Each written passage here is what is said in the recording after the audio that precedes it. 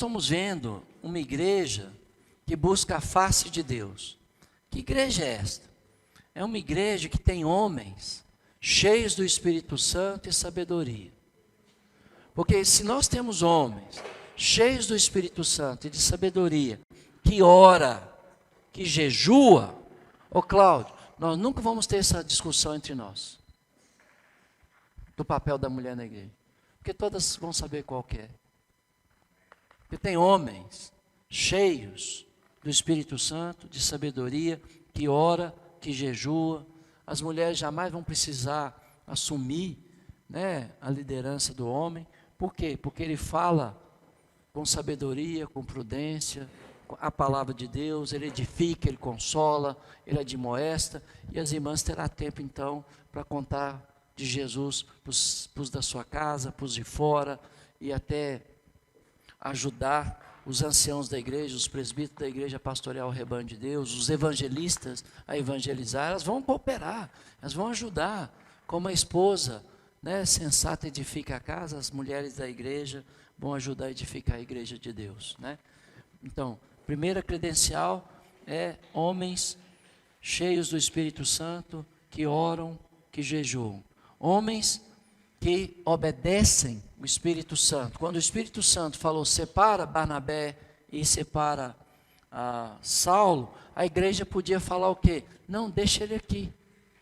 Eles são muito úteis, mas eles não fizeram. Eles falaram, o Espírito ordenou, então separaram o Paulo e o Barnabé, orando sobre ele, impondo as mãos. A imposição de mãos nas Escrituras tem vários propósitos. Um deles está aqui, né? Separar para o serviço, tá?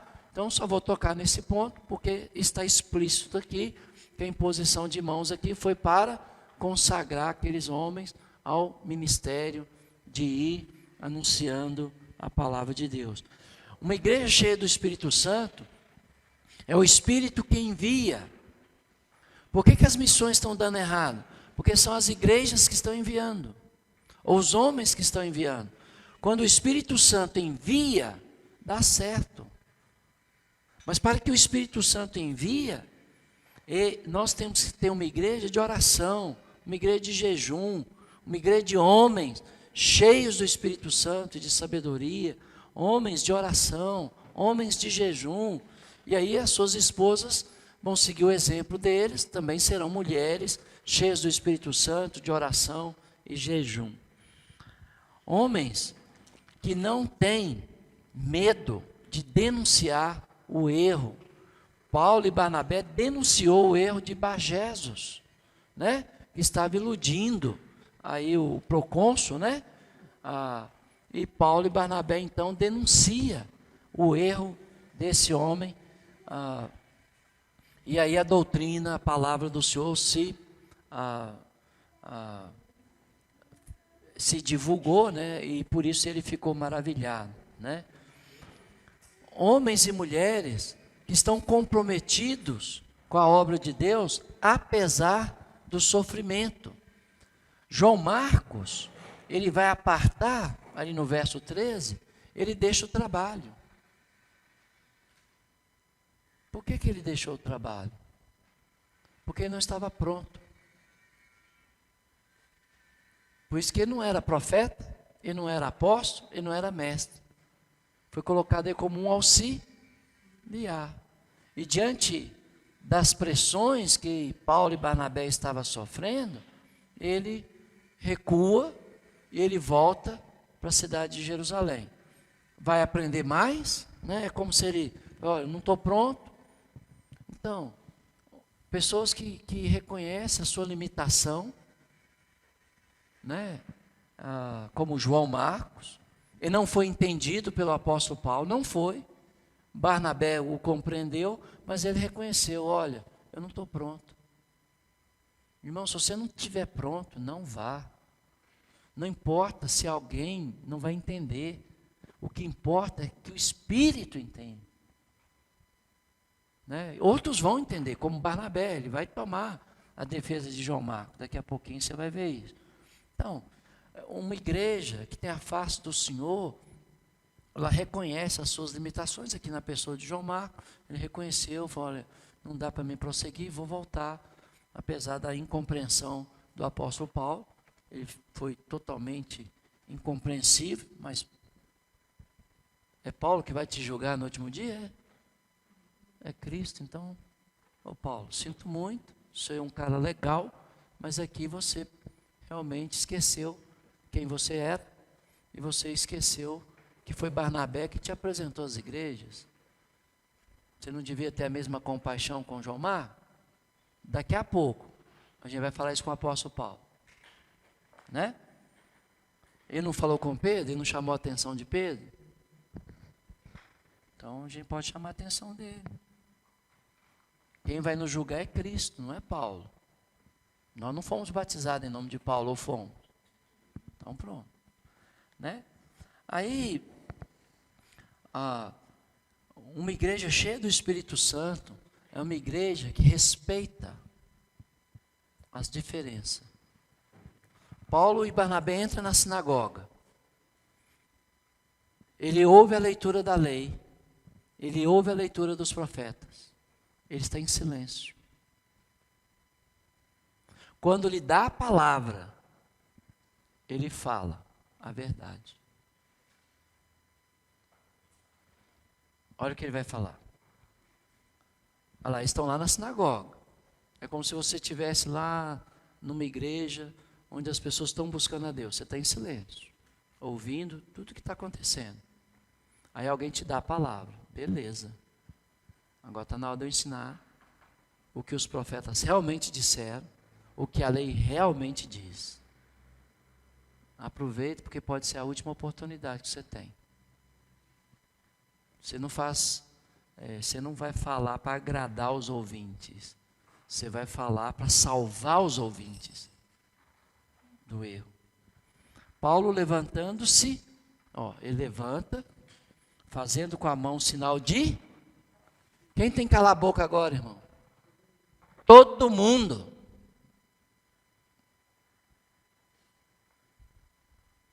A mesma palavra lá, silêncio. Que as mulheres permaneçam em silêncio na igreja.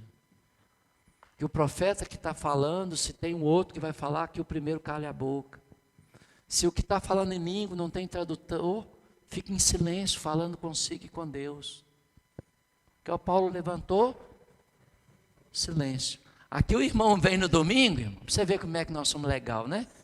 O irmão vem no domingo, bom dia, irmãos. A turma está lá. Aí canta. Faz uma canção. A turma está lá. Aí a irmã chega atrasada com um bebezinho, né, Jerusa? Aí fica lá conversando potoca. Ela falou, irmão, ontem eu ouvi o vídeo só para ver o que você falou comigo ontem. Porque na hora eu não entendi nada. De onde você tirou essa palavra potoca? Não faz parte do meu vocabulário. Eu falei, então anota aí. Para fazer parte. Né? Que nós temos essa liberdade aqui na igreja de brincar uns com os outros. Né? Então, aí começa o culto. Aí começa. Aí nós somos uma igreja da Bíblia. Ninguém está fazendo silêncio na igreja, claro. Nem as mulheres, nem as crianças, nem os homens, nem nada. Paulo levanta a mão. Sabe qual que é a palavra no grego aqui? Sigão. Silêncio absoluto. Aí tem cadeira arrastando. Tem criança falando. Tem mulher conversando potoca lá atrás, como a Jerusa. Que, silêncio. A mesma palavra lá de Coríntios 14, para as mulheres ficarem em silêncio. A mesma palavra. Silêncio total, irmão. Aqui, varões israelitas, e vós outros que também temeis a Deus, ouvi. Então tinha judeus e tinha tementes a Deus, que eram prosélitos, né? Não eram judeus. E Paulo falou, vocês temem a Deus. Ô, irmãos, nós precisamos aproveitar aquilo de bom que as pessoas já têm. Você vê pessoas tão piedosas, tão tementes a Deus, como a boa samaritana lá na casa da Carme, né, irmão? Olha o temor, o respeito, o serviço. que aquela mulher estava apressando uma irmã nossa aqui, né? Então, olha bem, aproveita isso, só, elogia, parte daí. O Deus deste povo de Israel, já está vendo que já está mostrando que uma distinção, sim, mostrando que Israel já tinha sido rejeitada, né? O Deus deste povo de Israel escolheu nossos pais, exaltou o povo durante a sua peregrinação na terra do Egito, de onde os tirou com braço poderoso, e suportou-lhes os maus costumes. Quem suportou? Quem suportou, Isa? Deus. Deus suportou os maus costumes do povo de Israel, mostrando a paciência de Deus por cerca de 40 anos no deserto. Havendo destruído 7 nações na terra de Canaã, deu-lhe esta terra por herança. Vencido cerca de 450 anos, depois disso lhe deu juízes, até o profeta Samuel. Então lhes pediram um rei, e Deus lhe deparou Saul, filho de Quis, da tribo de Benjamim, isto pelo espaço de 40 anos. E tendo tirado a este, quem tirou Saul? Deus. Por que Deus tirou Saul? Medo. Ele teve medo dos seus soldados e poupou Agag e os bois, lembra? Para fazer sacrifício. E o profeta falou, Deus prefere obediência. O que importa, irmãos, é guardarmos as ordenanças de Deus. É isso que importa, né? Então Deus tirou Saul. Então, é um tempo de prova, um tempo de peregrinação, um tempo de teste, né? Porque Jesus ficou 40 dias, Moisés ficou 40 dias lá também para receber a lei, né? Não sei. Mas foi 40. Então, tá bom. Aí, Deus tirou o Saul por causa, ele preferiu, né, agradar os homens do que a Deus, tá? E tirando este, achou Davi, do qual também dando testemunho disse, achei Davi, filho de Jessé, homem segundo o meu coração, que fará toda a minha vontade. Quando foi que Davi tinha o coração de Deus, hein? Achei Davi, filho. Quando ele foi ungido. Depois ele não teve, né? Depois ele desobedeceu a Deus. Aí Deus teve que tratar com ele, como um pai trata com o filho rebelde. E aí ele volta. Então, quando ele foi ungido, achei Davi, homem segundo o meu coração. E era mesmo. Ele defendia as ovelhas do pai dele ou não? O leão já tinha devorado a ovelha, só tinha a orelha da ovelha na boca do leão. O que ele fazia? Você comeu minha ovelha, mas a orelha dela você não vai comer não. Ia lá, tirava a orelha da boca do leão. Matava o urso para pegar a perna da ovelha. Porque nem sempre ele via, né? Então, ele lutava pelas ovelhas. Não é isso que Deus precisa, irmão? Nós estamos precisando tirar da boca dos leões, né, nossas ovelhas.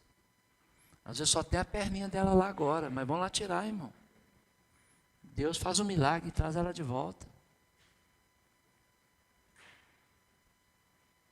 Está cheio de leão devorando as ovelhas do Senhor. Quem está lutando por elas? Tem pouca gente lutando, viu?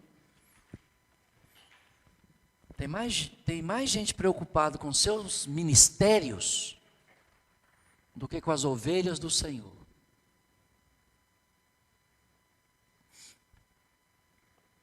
Vamos começar a preocupar com as ovelhas. E vamos ser como Davi.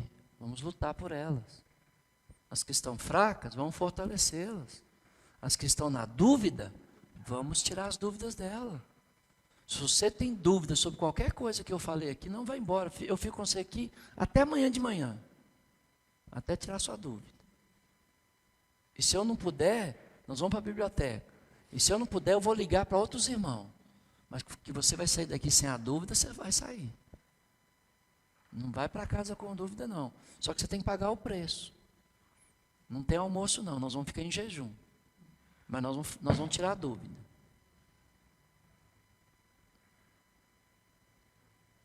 Não vai para casa com dúvida, não. Né? É claro que aquele texto de Corinto nós vamos estudar mais tarde. É claro que aquele texto de Timóteo nós vamos estudar mais tarde. Né? No tempo dele nós vamos estudar. E você vai ver que vai fazer muito mais sentido do que pegar aquela passagem fora do contexto, fora do tempo que foi escrito, né? Vai fazer muito mais sentido para a gente. Então, não vá não. Né? Então, da descendência deste, da descendência de Davi, conforme a promessa, Deus fez a Davi uma promessa. Um dos teus descendentes vai reinar para sempre, que é Jesus. Trouxe Deus a Israel o Salvador, que é Jesus. Havendo João primeiro pregado a todo o povo de Israel, antes da manifestação dele, batismo de arrependimento. Paulo falando do ministério de João Batista. Mas ao completar João a sua carreira, então a carreira de João foi terminada. Dizia, não sou quem supondes, mas após mim vem aquele de cujos pés não sou digno de desatar as sandálias. Irmãos, descendência de Abraão, e vós outros, os que temeis a Deus. Então tinha os descendentes de Abraão, né? E tinha aqueles que temiam a Deus. Tem os filhos de Deus e tem os que temem a Deus. Então, vamos valorizar aqueles que temem a Deus e vamos expor para eles o Evangelho. A nós nos foi enviada a palavra dessa salvação, pois os que habitavam em Jerusalém e as suas autoridades, não conhecendo Jesus, nem os ensinos dos... bom. Aí, Cláudio, ó. Qual que é o problema de hoje? As pessoas não conhecem Jesus e as pessoas não conhecem o ensino dos profetas. Por quê? Porque engessaram o conhecimento de Deus em algumas lições. E esse não é prática nova não, meu irmão. Quem fez isso pela primeira vez? A igreja, no 3º século, com os credos apostólicos. A igreja começou a desenvolver uma forma de falar universal e entregava para a igreja. Então a igreja só sabia repetir o credo. Eu creio em Deus Pai Todo-Poderoso, Criador do céu e da terra, na Santa Igreja Católica, na comunhão dos santos. Ou seja, quem que desenvolveu, né, lições pela primeira vez para a igreja? Lá os pais da igreja, lá no final do 2º século, início do 3º século, em vez de ensinar as escrituras, para que a igreja pudesse defender a fé, eles começaram a colocar papelzinho na mão da igreja. E se você quer saber, é só subir lá na biblioteca, pegar lá os escritos apócrifos e ver o Didaquê. Vai lá no Didaquê. Está tudo que você precisa falar. Aí a igreja tornou uma robozinha, né? Ela falava aquilo que alguém mandou ela falar. E aí a igreja, irmão, começou a dar poder aos homens. Não é isso que acontece hoje? Aí chegou lá no ano mais ou menos 606, colocou Bonifácio III, pai da Igreja Universal. O que o cara fala é o que vale. Em 1054, a igreja desviou tanto que rompeu com os ortodoxos. E no século XV, estava tão desviada, que aí tinha um monte de vozes, igual hoje, cada um dizendo ser a verdade. Enquanto a verdade sempre esteve nas Escrituras. Amém. Sempre teve aqui. Ó. Então, essa ideia de hoje não é nova, não. É dos pais da igreja, né? E dos bispos das igrejas do terceiro século. Em vez de ensinar para a igreja, você tem que conhecer Jesus, o cabelo vermelho. E para você conhecer Jesus, você tem que ler os evangelhos. Viu? E para você conhecer a doutrina dos apóstolos, ô Gisele, você tem que ler as cartas dos apóstolos. E se você tiver dúvida, aí você pergunta ao irmão que já estudou. Aí te explica. Mas é seu dever, não é meu não. Está vendo? Não fica dependendo só da pregação de domingo, não. Não fica dependendo só da escola dominical, não. Não fica dependendo só do instituto, não. Vai estudar de tarde. Né? Pega a Bíblia. Deixa eu ver se o Giovanni falou certo. Não, aqui ele exagerou. Né? Não, aqui está certo. Beleza. Aí a mãe fala, irmão, aqui você falou que vai chamar o irmão filho do diabo. Mas ele é mesmo. Preguiçoso, não cuida da família, não cuida da esposa, não cuida dos filhos. É do diabo mesmo, mas não é de quem que ele é. Não exagerei nada. Então, você vê que o apóstolo Paulo, junto com Barnabé, ele está expondo dentro de uma sinagoga judaica a fé judaica. Então, uma igreja cheia do Espírito Santo conhece a doutrina da sua audiência, conhece o que eles acreditam. Então, Paulo citou desde os profetas, só que ele vai e fala, olha, eles não conheciam nem Moisés, nem os profetas. Esse que é o problema. E embora não achasse nenhuma causa de morte, pediram a Pilatos que ele fosse morto.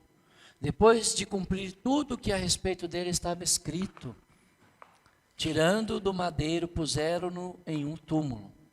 Mas Deus o ressuscitou dentre os mortos, e foi visto muitos dias pelos que com ele subiram da Galileia para Jerusalém, os quais são agora as suas testemunhas perante o povo, são os seus mártires, tá?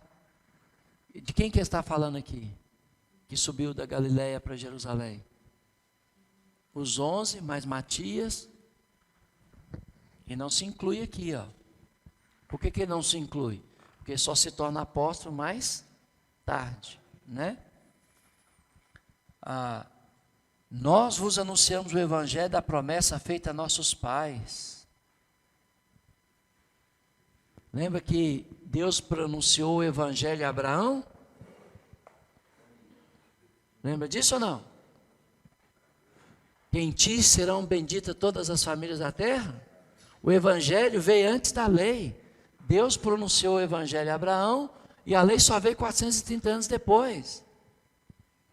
Deus anunciou o evangelho a Adão e Eva? Sim, lá no verso 15, um dos teus descendentes vai esmagar a cabeça de Satanás.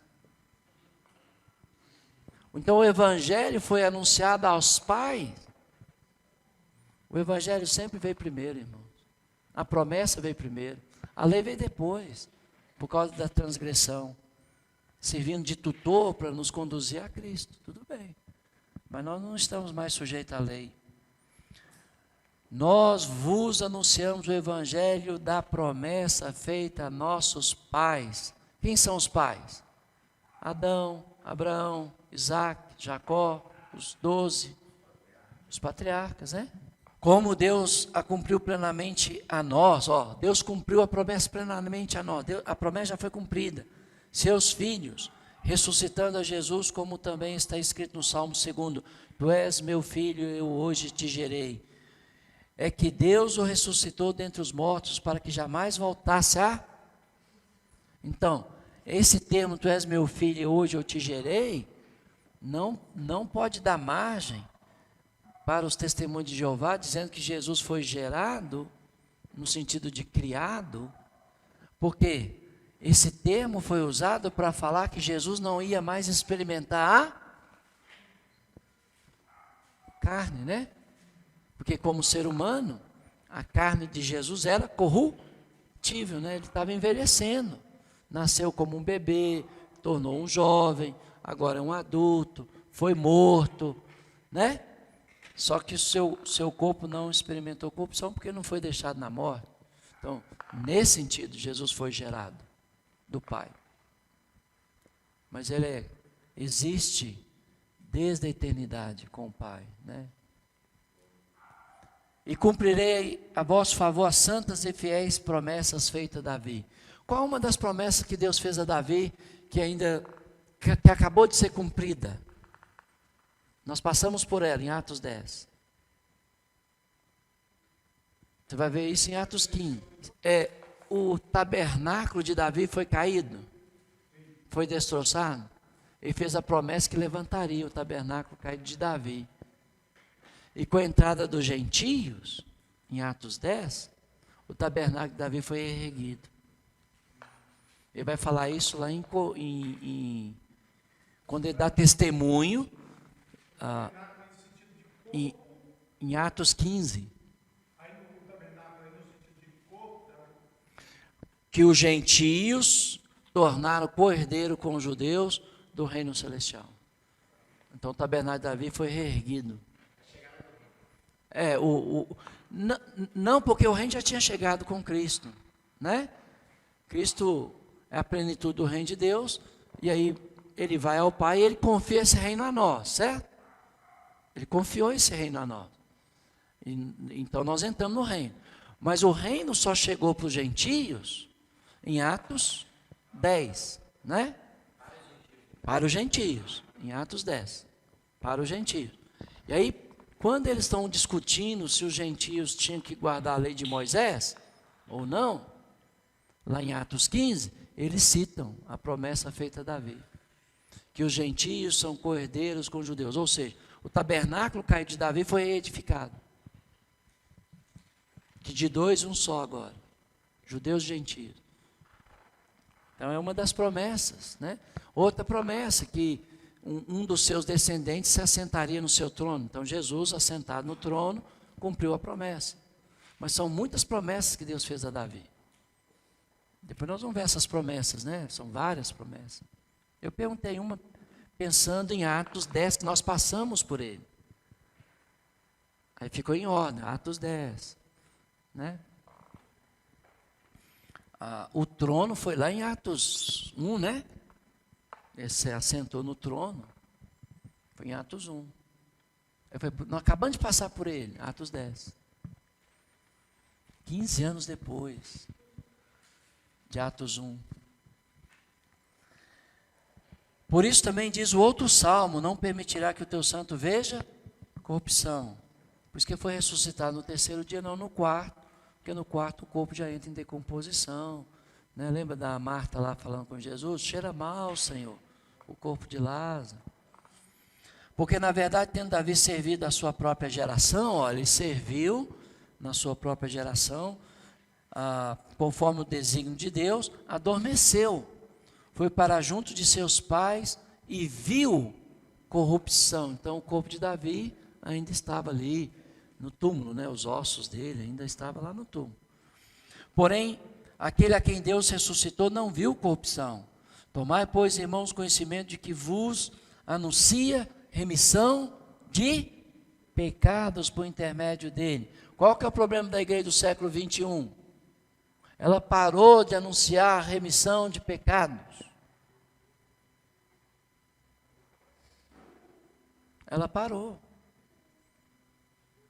Hoje, uma ala da igreja usa muito a igreja para que os membros se sintam bem nas adversidades.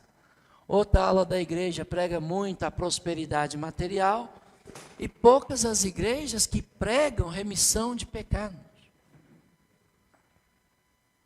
Quando nós estamos em Cristo e temos o perdão dos nossos pecados, nós ficamos bem em qualquer situação, irmão. Se eu chegar lá na minha casa agora, e minha casa desabou, morreu minha esposa, morreu minha cachorra, minha filha bateu, morreu no trânsito, e a casa do meu filho desabou e morreu, eu ainda tenho o dever de dar graças a Deus.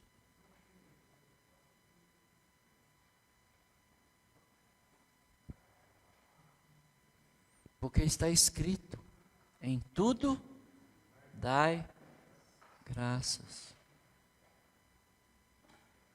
Eu posso tentar entender, eu posso não entender, eu posso chorar, e eu espero que meus irmãos estejam lá para ouvir os meus gemidos, mas eu jamais posso expressar ingratidão a Deus. Jamais. Irmãos, nós fomos chamados para conduzir a nossa família na fé. E não tem hora melhor para os homens conduzir sua família na fé quando vivem situações como essa.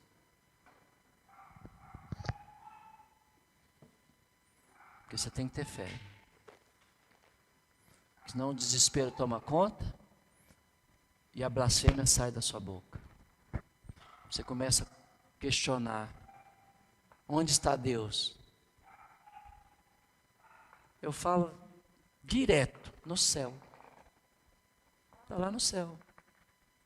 Quando o rei Josias morreu, Isaías estava no seu tempo de ministério, ele viu Deus aonde, o Evandi? Sentado no trono. Se a Gisele morrer hoje, Jesus vai continuar sentado no trono. E ela lá do lado dele agora. E nós aqui aguentando essa política do Brasil, esse galo agora só empatando. O Galo ganhou não, empatou. Galo ganhou não, empatou. Galo ganhou não, empatou. Ano passado era só, Galo ganhou. Galo empatou. Aí que tristeza. Gente, mas é verdade. Verdade. Eu visitei uma família essa semana. O irmão sofreu uma cirurgia e já está uns 3 meses sem receber salário. Porque o INSS não passa ele para a perícia, então não tem salário. Aí ele falou que remarcou a perícia dele para o dia 10 de junho. Eu estava lá na casa dele. Eu falei assim: irmão, se eu fosse você, eu só voltava na perícia dia 10 de junho. Aí ele perguntou assim para a esposa dele: ô esposa, onde está o fubá? Porque ele ia fazer um angu para a gente comer com lobrobrô. Ele foi lá na seca, pegou o lobrobrô. Ele ia fazer um anguzinho com feijãozinho. Beleza.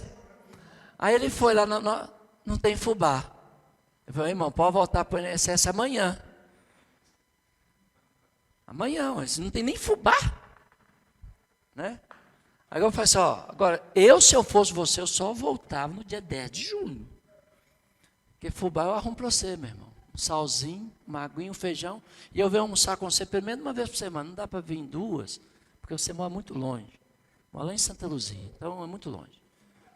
Mas um mingauzinho com fubá com você, beleza. E ele morreu de 3 meses sem salário, irmão. Só que eu falei assim: eu achei que você estava recebendo. Eu falei: não. Aqui, irmão, meu fogão a lenha aqui, ó. Estou cozinhando a lenha. Foi lá na cerca do vizinho, pegou um lobrobrô, Evandi. Eu comi, não tinha fubá e pegou a farinha de milho, fez lá um angu com farinha de milho e nós demos graças. Ah, que legal.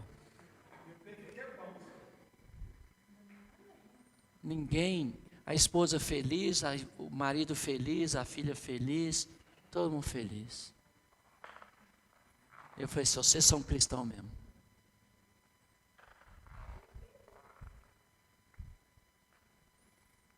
Às vezes, por um motivo ou outro, a gente está reclamando.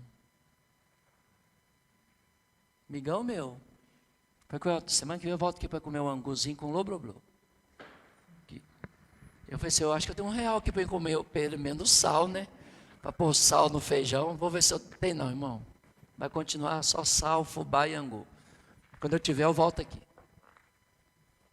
Semana eu vou voltar lá. Vai dando graças aí, irmão. Orando, dando graça. Orando, dando graça. Então, uma igreja que quer ver a face de Deus é uma igreja que tem que conhecer as Escrituras para poder ensinar. Uma igreja que compreende as atitudes das pessoas. É por falta de conhecimento, né? Como ele falou, eles não conhecem as Escrituras. Não... Então, aí Paulo está ensinando, né? Aí olha o que vai acontecer. A igreja que conhece a Deus, ela toca na ferida, né, do povo. Olha o que ele vai falar aqui, olha.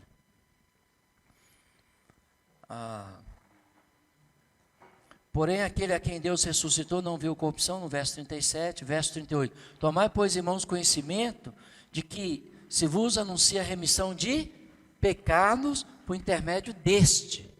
Então, só há perdão de pecados por meio de Jesus Cristo. Não existe perdão de pecados por mais ninguém. E por meio dele, todo que crê é justificado. Então, tem perdão de pecados, tem justificação de todas as coisas das quais vós não pudesse ser justificado pela lei de Moisés. Então, a lei não pode justificar ninguém, mas em Cristo você pode ser justificado. Ou seja, também parar de pregar a justificação em Cristo. Por quê? Porque as pessoas querem ouvir coisas que fazem coceira nos seus ouvidos, né? Notai, pois, né, que não vos sobrevenha, aí vai tocar na ferida, ó, o que está escrito nos profetas. Vede, ó desprezadores, maravilhai-vos e desvanecei, porque eu realizo em vossos dias obra tal que não crereis, se alguém vou-la contar. Quais são as obras que Deus estava realizando? Milagres? Curas? Não. Não. Quais são as obras que Deus está realizando que se contasse ninguém dá crédito? Acabou de falar. Remissão de pecado.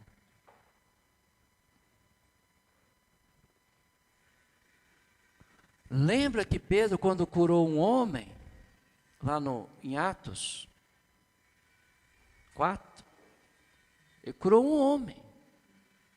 Por causa daquela cura, ele pregou a remissão de pecados à nação, e o número subiu a quase 5.000.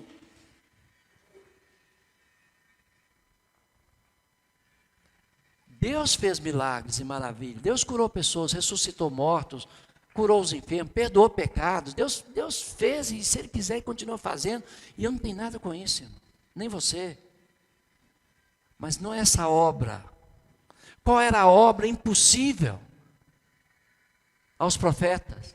Os profetas também fizeram milagres. Na época de Moisés havia milagre, 40 anos de milagre na época de Moisés. Quantos milagres Moisés levou para o povo crer que ele foi enviado por Deus? O seu povo, 2 milagres. Serpente, a vara em serpente e a mão em lepra. Quantos milagres ele fez para o rei do Egito? 10 milagres. Depois Moisés continuou fazendo milagre. O mar vermelho abriu. Milagre. Ninguém faz isso, irmão. Só Deus. Estou falando do nada. Com máquinas, né, se faz para fazer uma plataforma de petróleo. Eles têm que abrir o mar, descer tubulação, soldar lá embaixo. Os homens fazem, tecnologia. Estou falando milagre. Quem abriu o mar vermelho? Deus. Quem mandou cordonize para o povo? Deus. Quem mandou o maná? Deus. Quem mandou a lepra para a mulher que queria exercer a liderança de Israel? Miriam, irmã de Moisés. Deus. Ele falou, o dia que vocês me desobedecer, eu vou trazer as pragas do Egito sobre vocês. O mel da vaca, uma vaquinha dando mel. Não era leite não. Já era iogurte pronto, com mel. Bastava uma vaquinha lá na época do profeta Isaías. 40 anos de milagres, irmãos. Moisés fez milagres. Então não era isso aqui que ele está falando. Ele está falando que a lei o que a lei não podia fazer. E o que a lei não podia fazer? Perdoar pecados, justificar, salvar, levar para o céu. A gente pensa que é milagre. Quais são as obras que Deus estava fazendo? Ele acabou de cegar um filho do diabo aqui, ó. Não foi? Aí ele volta para Antioquia, vai para a sinagoga, ouve a lei, ouve os profetas. Ele ouve aquilo que a lei e os profetas não podiam fazer, que era remissão de pecados, que era a justificação. Essa é a obra que Deus quer fazer, irmão. Não é curar você hoje para você morrer amanhã, não. Ele quer curar você para a eternidade. Eu não estou falando que eu não posso orar para Deus te curar de uma enfermidade física. Estou dizendo isso. Mas essa não é a ênfase. O que adianta Deus te curar de um câncer e você vai morrer e depois ir para o inferno? Por seguir a mentira e não a verdade. Isso aqui, ó, é para a eternidade. É ou não é? Então, quais são as obras? Justificação, remissão de pecados.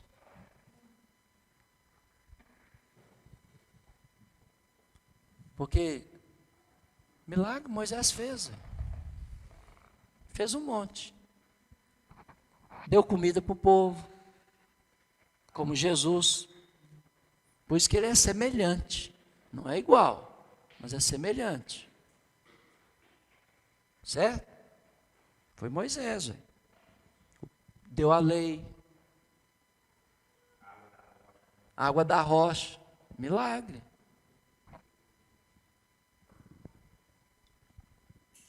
Depois, na época de Josué, quem que abriu o Jordão para eles passar? A gente só pensa no Mar Vermelho, né? Quem que abriu o Jordão? Josué. Tempo dos milagres, aqueles 40 anos ali de Moisés, depois entra na terra da promessa, aí Deus vai e limita. Ele fala assim com o povo, ó, vocês vão entrar na terra. No primeiro ano, eu vou sustentar vocês. No segundo, vocês vão colher o que a terra dá. No terceiro, vocês vão plantar e colher. Ninguém fala isso, né? Só fala que Deus vai dar e continuar dando, né? A vida toda. Não. Lê lá. Lê os profetas. Lê a lei. Deus diz, no primeiro ano, vocês vão receber de mim. No segundo ano, vocês vão comer o que a terra produzir. No terceiro ano, vocês vão plantar. Deus não quer filhos mimados, né? E Deus repete essa frase lá com o profeta Isaías, nos dias do rei Ezequias. Ele fala com o rei Ezequias, Ezequias, nesse ano, vocês vão comer o que o exército assim vai deixar. Deus manda o anjo, 185 mil soldados assírios mortos, e os leprosos, lembra? Eu gosto daqueles leprosos. Leprosos, gente boa. Eles falaram assim, ó, se eu ficar lá na igreja, vamos trazer para os nossos dias, na linguagem dos nossos dias. Se eu ficar lá na igreja, nós vamos morrer de fome, mesmo jeito. Porque esse cara não vai nos dar comida. Nós somos leprosos. Se eu for lá para o acampamento dos inimigos, quem sabe, eles têm pena de nós, que a igreja não vai ter. Nós somos leprosos, nós somos imundos, nós somos sujos. Então vamos fazer assim, vamos lá para o acampamento do inimigo. Aí eles vão. Eles chegam lá, os soldados assim, todo morto. E os outros vazaram. O que tinha de comida. E eles começam a comer pão gigante. E chupar uva. Aí um deles fala, rapaz, hoje é dia de boa nova. Um deles caiu em si. Soltando a sua cabeça. Dia de boa nova. Se nós não voltarmos para a cidade contar, nós vamos ser considerados como aqueles que ocultaram as boas notícias, seremos mortos. Vamos correr lá na cidade contar. Aí chegou lá e contou, hoje é dia de boa nova, o exército assírio já não está mais nos portões da cidade, nós temos tanta comida lá. Aí o povo chega lá e aquela abastança. Olha que legal. Os leprosos. Eles começaram a comer primeiro, Evandir. Depois, rapaz, nós vamos morrer de qualquer jeito. Se a gente não voltar e contar, nós vamos morrer. Nós vamos morrer. Não, mas eles faziam que o povo não ia dar nada para a gente mesmo, porque considerava a gente imundo. Vou voltar lá, nada. Vamos vazar daqui. Não, mas eles fizeram diferente, né? Eles não devolveram o mal, né? Eles devolveram o bem. Aí Deus falou, ó, no primeiro ano vocês vão comer, no segundo vocês vão comer o que a terra dá, no terceiro vocês já vão estar plantando. Então, aí a turma acha que Deus sempre vai fazer. Pensou? Se eu tivesse que dar mamadeira para o meu filho de 33 anos ainda hoje? Tinha alguma coisa errada, né? Muito errada, né? Mas muitos movimentos religiosos acham que Deus vai sempre providenciar, enquanto a pessoa tem que providenciar, né? Então Paulo fala com Eva, cuidado, porque isso não aconteça com vocês, né? Ao saírem, aí Paulo e Barnabé saiu, ficou insistindo nada com ninguém não, ele pregou, foi embora, rogaram-lhe que no sábado seguinte lhes falasse estas mesmas palavras. Despedida a sinagoga, muitos dos judeus e dos prosélitos piedosos seguiram Paulo e Barnabé, e eles falando-lhes, os persuadiram a perseverar aonde? Na graça de Deus. Aonde a graça, aonde que eles teriam a remissão de pecados, a justificação que a lei não podia, na graça. Então esse grupo aí foi para a graça. No sábado seguinte, nós precisamos aprender a reagir, né, diante da graça, né? No sábado seguinte, afluiu quase toda a cidade. Olha que legal, irmão. Pensou? Afluiu quase toda a cidade para ouvir a palavra de Deus.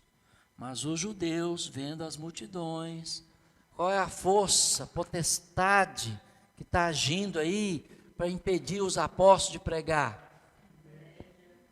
Achei que era o demônio. É o capetão. Mas disse que ele está solto. Não estão falando aí que ele está solto? Hã? Solto e furioso. Solto e furioso? A minha Bíblia fala que ele está preso, né?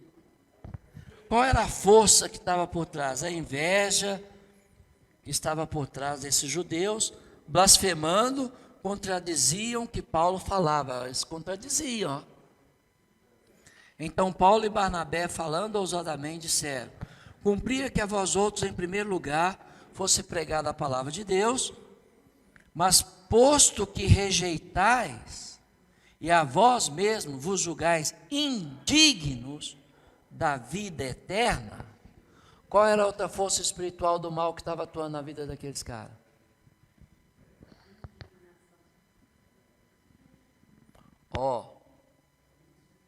Eu conheço pessoas que acham que já aprontou tanto, que não tem mais jeito para eles.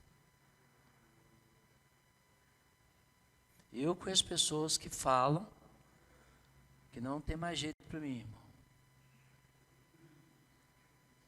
Isso é uma força espiritual do mal atuando para manter aquela pessoa na prisão?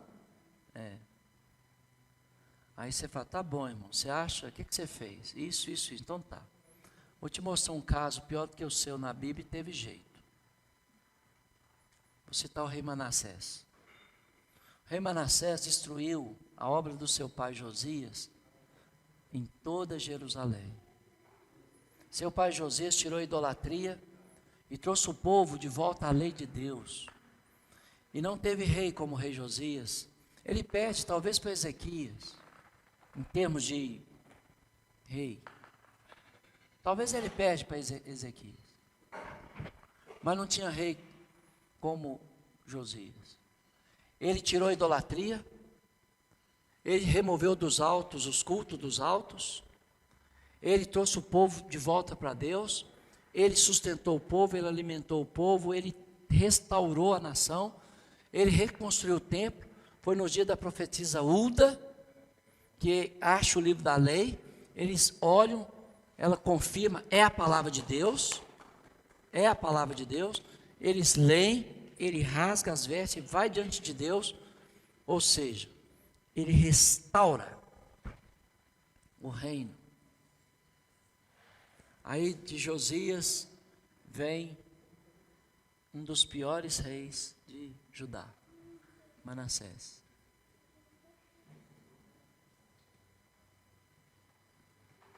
E Manassés destrói toda a obra. Imagina Betim toda convertida, fielmente. Aí chega um cara aqui e destrói tudo. E o povo volta para feitiçaria, para imoralidade, para idolatria, para tudo quanto é coisa errada. Os sacrifícios humanos que Manassés praticou. Aí Deus manda o exílio. Deus manda a punição. Aí o Manassés vai lá para o exílio da Babilônia. Lá, ele arrepende. Ele chora, ele clama a Deus, ele é perdoado, e ele é trago da Babilônia, colocado no trono de Jerusalém, e começa a governar de novo. E ele passa o resto da sua vida corrigindo os erros que ele cometeu. Se Deus fez isso com Manassés, meu irmão, Ele pode fazer com você. Vem andar com a gente, vem comer com a gente, vem congregar com a gente, e você vai ver que Deus pode fazer o que a lei não podia. E talvez você está pensando assim, porque você pegou o Evangelho e tornou ele em lei. E porque você tornou o Evangelho em lei, você não pode ver as obras poderosas da graça. Tem muita gente transformando o Evangelho de Jesus Cristo mais severo do que a lei de Moisés, em muitas áreas. E destruindo famílias. E destruindo família. Então, irmão, tem jeito? Tem. Porque o Evangelho é o único que pode justificar e remir pecados. Ninguém mais. Diz assim, ó. Então, olha o que você está vendo. O que está atuando, irmão? A inveja. O que está atuando naquelas pessoas que estão se achando indignas? A culpa. O complexo de inferioridade. Achar que os seus pecados são tão grandes que o sangue de Cristo não pode perdoar. Isso é uma blasfêmia. Achar que o sangue de Cristo não tem poder para restaurar aquela vida. E tem, irmãos. Enquanto é dia, o sangue de Cristo tem poder para restaurar qualquer vida. Não interessa o crime que aquela pessoa praticou. O sangue de Cristo tem poder para restaurar ou não? Tem. Vamos pensar um pouquinho numa população que é invisível para a comunidade cristã, de modo geral. Eu não estou dizendo que não existe pessoas servindo naquela comunidade, tá bom? Mas, de modo geral, nas nossas igrejas é invisível. A população carcerária. É invisível. Não existe. Nós temos que nos perguntar, para começar, para enxergar essa população. Nós queremos que essas pessoas fiquem lá por vingança, esquecendo que a vingança pertence ao Senhor e não a nós. Ou nós queremos construir valores que aquelas pessoas perderam, aí reconstruir, porque se elas perderam, então vamos reconstruir. Ou vamos construir, porque nunca tiveram. A igreja tem que decidir. E eu vou citar um santo católico aqui para dizer que eles não estão tudo de errado não, viu? Santo Agostinho parte de uma premissa que nós devemos ou reconstruir valores perdidos ou construir valores que nunca tiveram, mas nunca a vingança. Enquanto a sociedade, enquanto a igreja, não vou falar da sociedade não, vou falar da igreja. Enquanto a igreja não for presente nos presídios, vai ser muito difícil reconstruir valores ou construir valores. E a sociedade que prescreve as leis vai continuar enchendo a população carcerária. Porque quanto mais gente lá, mais violência, mais preso, mais dinheiro para quem gerencia o sistema.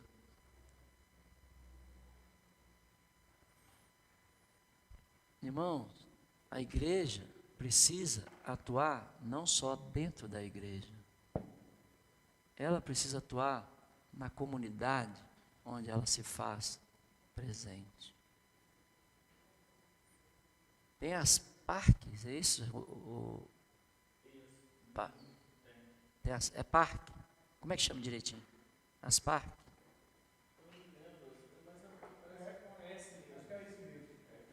E as parques. Sabe qual é a porcentagem? Sabe a porcentagem de restauração dos presidiários nessas instituições? Normalmente são 200 a 250 pessoas nessas entidades. Minas está de parabéns, viu? Desde que ela adotou esse sistema de 20 anos para cá, Minas está de parabéns. As autoridades que adotou esse...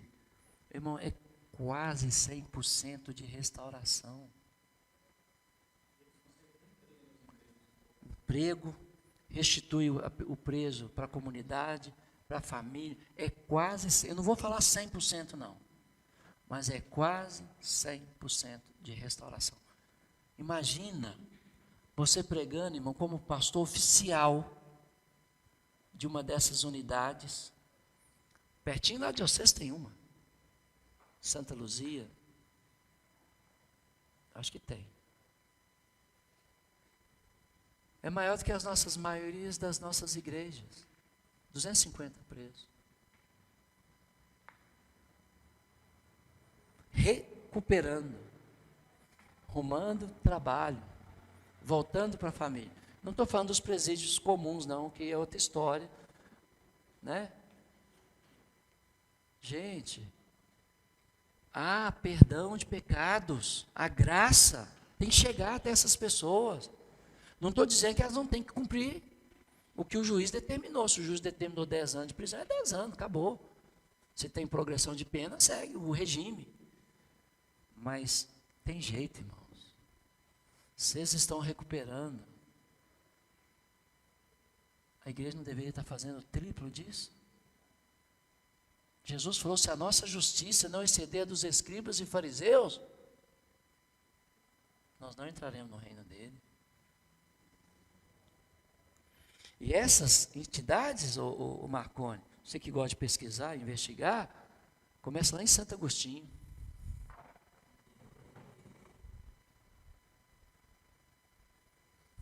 Santo Agostinho. Será que é que vai valer no último dia? O que ele ensinou de errado ou o que ele fez de certo? Não sei. Você com Deus, né? Porque a gente fala demais, não faz nada. A gente fala da graça, mas cadê a graça para esse povo? Quem está indo lá pregar a graça de Deus? Para ele.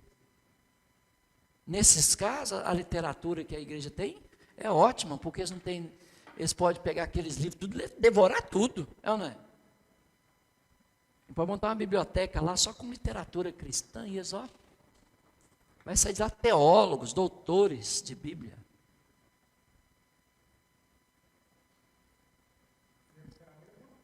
Hã? Mas tem. Nem tanto, porque eles têm que cumprir uma agenda lá, tarefas, mas ele vai ter um tempinho para isso, sim. É. Então, eu estou mostrando para os irmãos o que o Evangelho de Cristo faz, o que a lei não faz, irmãos. A lei condena, a lei criminaliza, a lei pune.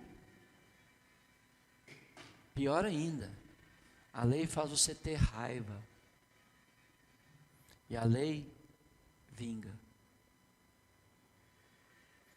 Por isso que essas obras aqui, ó, vede, ó desprezadores, maravilhai-vos, desvanecei, porque eu realizo, Deus está falando, eu realizo em vossos dias obras tal que não crereis, se alguém vô-la contar. Fala sério. Você acreditaria de primeira mão que um assassino da igreja, Saulo de Tarso, converteu? Não. Como a igreja em Jerusalém. Mas foi as obras dele que provou que ele... Exatamente.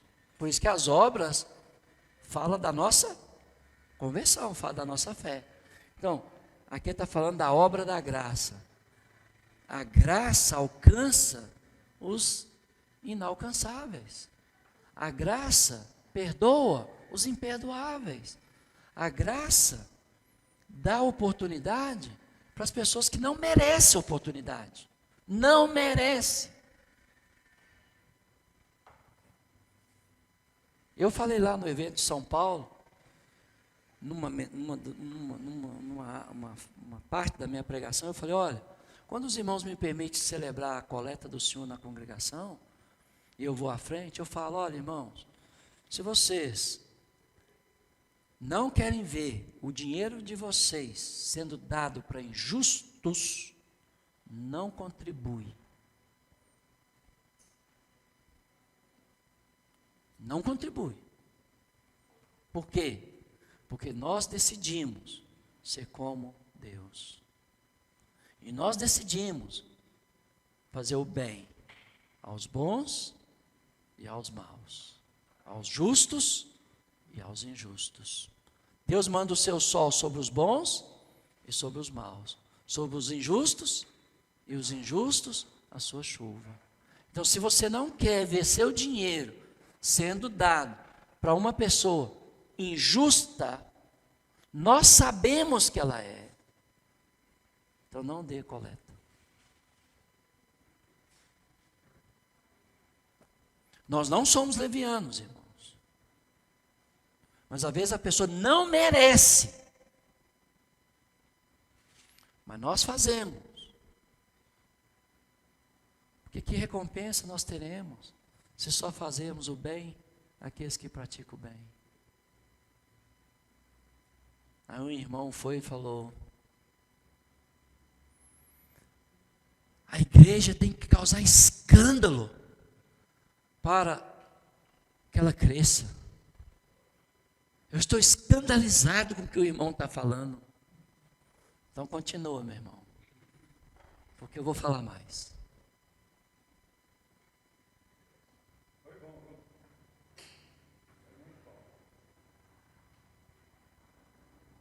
Quem sabe que a pessoa não presta, não merece. Mas se eu te contar, Cláudio, que nós fazemos isso, você acredita? Espero que sim. É isso que Jesus está falando aqui, ó. Eu vou perdoar os imperdoáveis. Eu vou justificar os injustificáveis. Eu vou conceder graça, o que não merece. E é isso que os judeus não entenderam, Brian. Porque eles entenderam que só os bonzinhos merecem a graça de Deus. Né? O irmão falou no sentido positivo, que a igreja precisa causar escândalo, que isso seria uma coisa anormal. Como é que você pega o dinheiro dos irmãos e ajuda uma pessoa que não merece? É porque a gente aprendeu, irmão. A gente não merece o sangue do Cordeiro, ele derramou sobre nós.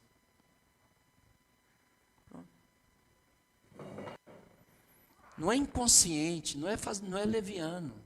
Tanto é que, na maioria das vezes, quando a gente faz isso, a gente tira do nosso próprio bolso.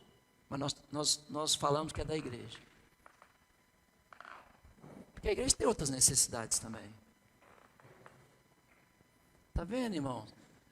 Obras tais que se te conta, não acredita. É aquele irmão, Evandir, que trabalhava na porta da fábrica e que tinha lá um barzinho e as prostitutas chegavam ali né, era a vida delas, para ganhar vida ali, né? E aí um irmão ficou sabendo que uma delas falou que nunca teve uma festa de aniversário. Aí o irmão foi e falou com o dono do bar ali daquele, em porta de fábrica tem muito isso, né?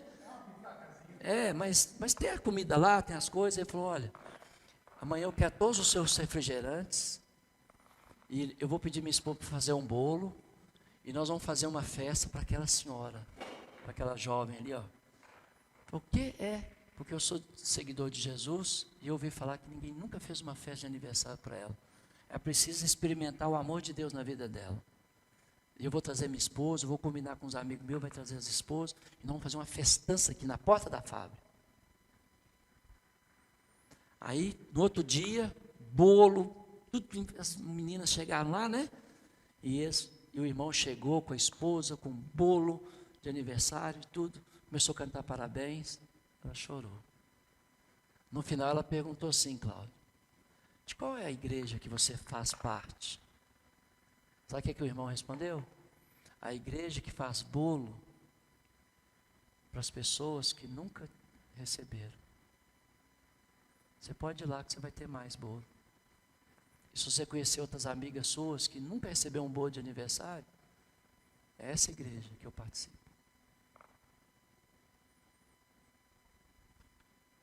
Legal, né? Ele não falou igreja A, igreja B, igreja C, falou igreja de Cristo, falou nada.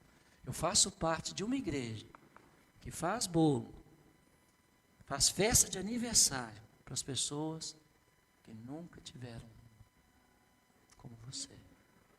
Elas caíram em pranto. Né? Essa é a igreja. Vamos parar de defender bandeira. Vamos fazer as obras que, se nós contarmos, ninguém acredita.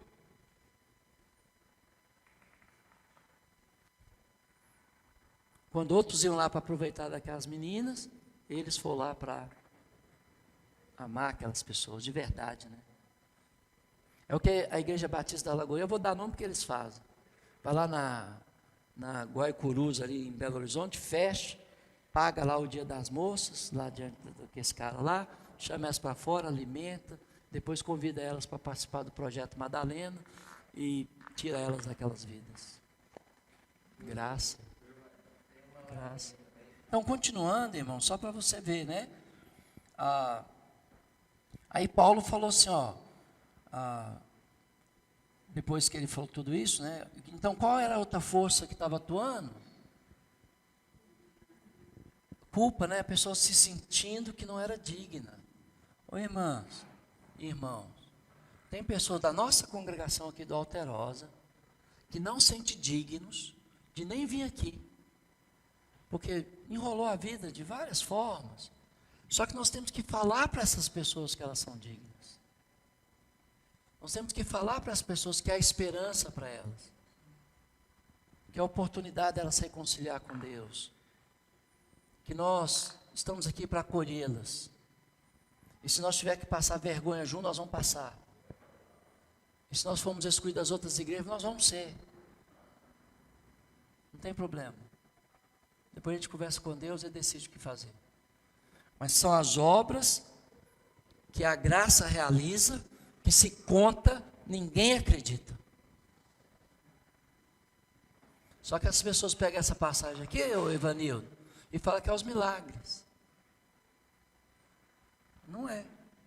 É a obra da graça.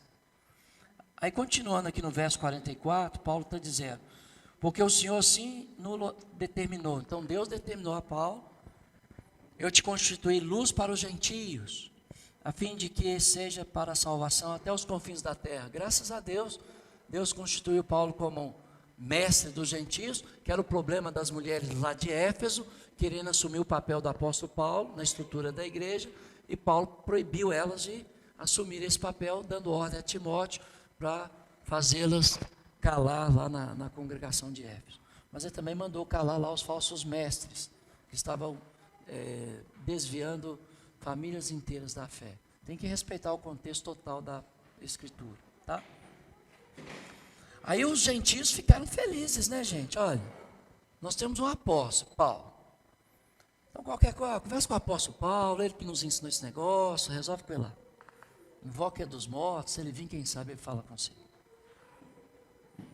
Né?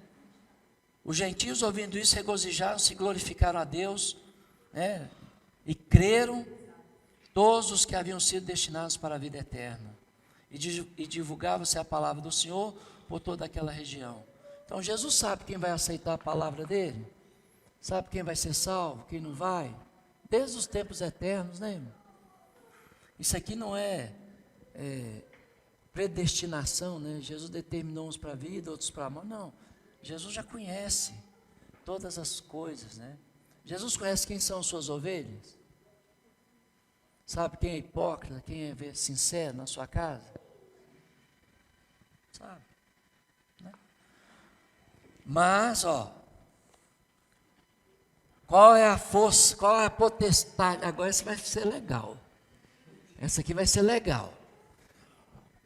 Mas os judeus instigaram as mulheres piedosas de alta posição e os principais da cidade e levantaram perseguição contra Paulo e Barnabé, expulsando-os do seu. Quantas potestades tem aí? Várias. Mas qual que eu quero que você fala? Hã? As mulheres. Rapaz, quando elas levantam contra misericórdia. Sai de baixo. Eu prefiro lutar com 1000 demônios em pessoa do que com uma mulher levantando contra o Senhor. É complicado. O primeiro, vamos nomear as potestades. Judaizantes, certo? Aí eles foram lá, instigaram as mulheres de influência na cidade, porque eram mulheres piedosas de alta, elas eram piedosas, elas não eram vulgares não, eram mulheres piedosas. Sabe o que significa a palavra piedosa? Igual a Deus. Irmão, não tem coisa pior do que você lutar com uma religião que parece igual a Deus. O cara batiza em nome do Pai, do Filho e do Espírito Santo. O cara batiza por imersão. Só que é para o cara dançar lá na frente da igreja. Parece que é o batismo bíblico, mas não é. Vai lá lutar com esse cara, vai lá convencer esse cara que o batismo dele não é bíblico. Ele vai falar, foi por imersão. Foi em nome do Pai, do Filho e do Espírito Santo. Aí você fala, só que foi para você dançar no coral da igreja. Ele fala, não, foi para perdão dos meus pecados. Aí você fala, não foi, cara. Foi. Então faz o seguinte, vai lá, conversa com o pastor agora. Pergunta para ele se o batismo é para perdão de pecado. Você tem que ser inteligente. Você sabe que não foi. Aí vai lá e pergunta. O pastor fala, não, de jeito nenhum. Você é salvo pela graça. Batismo não salva. Aí ele vem para você de novo. Realmente, o pastor me falou isso. Assim, então vamos batizar agora, para você ser salvo? Depois você continua dançando lá no coral, pô.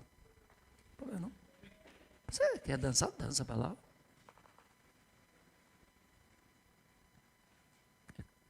Gente, não tem coisa pior do que você lutar. E aqui é uma luta, aqui é uma batalha espiritual, irmão. Isso aqui, ó, você só vence o coração em jejum. Batalha espiritual, ó, parece, mas não é. Mulheres piedosas.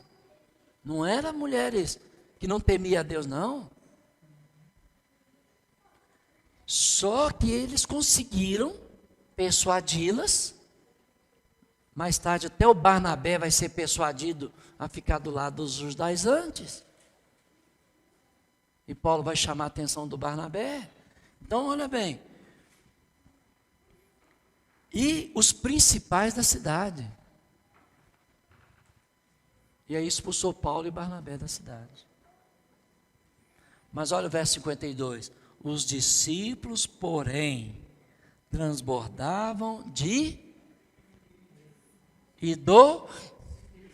Quais são as forças espirituais do bem atuando? E o Espírito Santo. Aí as pessoas pensam que força espiritual do mal é só demônio, Satanás. Não. Inveja, né? Ódio. Nossa. Mas, oi irmãos.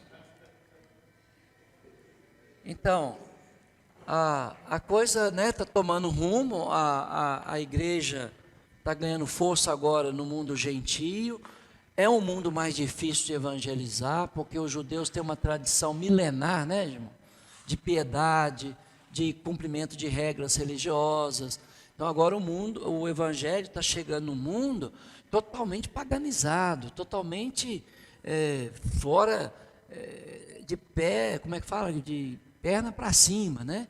E isso vai trazer um monte de problemas para a igreja, mas pela bondade de Deus, a graça de Deus é maior do que todos aqueles problemas, que vai endireitando o caminho dos irmãos, tornando as igrejas cada vez mais próximas da verdade e da santidade, né, devida a Cristo, né? Porque ela vai para o mundo gentio agora, e a coisa vai ficar realmente bem controversa, e a coisa vai começar a surgir aí as cartas apostólicas, né? E aí nós vamos ver o que vai acontecer. Então a igreja vai atingir o mundo gentio. Tanto é que Paulo vai falar aos coríntios: tais fostes alguns de vós, mas vós vos lavastes, vós vos santificastes, vós vos tornastes, né? Uma vez nós conseguimos trazer um desses homens, né, ao cristianismo, e ele tornou-se um cristão, né? Aí um dia ele chegou e perguntou se podia enfeitar o prédio da igreja. Pode, enfeita o prédio. Rapaz.